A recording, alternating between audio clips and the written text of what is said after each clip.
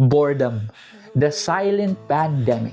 Karamihan sa atin glued na sa mga mobile phone screens. Doom scrolling minutes to hours at a time. Kaya hindi nakakapagtaka na entertainment ang isa sa pinakamalaking industriya ngayon. Sa sobrang invested natin na panoorin ang buhay ng iba, totoo man yun o katang-isip na. Minsan, nakakalimot tayo na yung mga minutong nilalagi natin sa harap ng mga gadget na to ay ang mga sayang na tinta na dapat ginagamit natin sa pagsulat ng sarili nating mga kwento.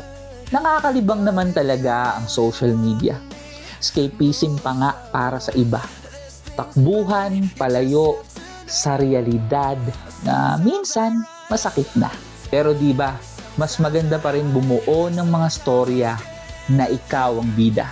I know, parang hypocritical kasi isa rin akong creator na nakadepende sa social media space na to.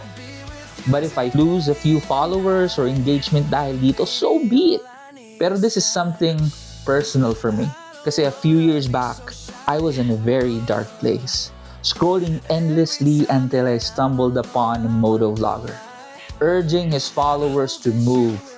Yan ang dahilan kung bakit pagmamotor ang paborito kong content. Kung nakaka-relate ka dito, kumusta amigo? Minsan naging tulad mo rin ako. Nakakulong lang sa maliit kong mundo. Till I met this stranger who inspired me to move out of this social media space and into the real world, to meet real people and experience this world not just through a screen. Noong una, hesitant ako na mag-post ng mga video kasi hindi naman ako magaling magsalita at pang side character lang din ang pagmumukha ko. Pero naisip ko na sana kung meron man kahit isa lang na ma-impluwensyahan ko to start something new, kahit ano man yun, o kaya kahit maingganyo ko lang siya na gumala at makita ang napakaganda nating mundo, worth it na rin siguro ang paggawa ko ng mga video.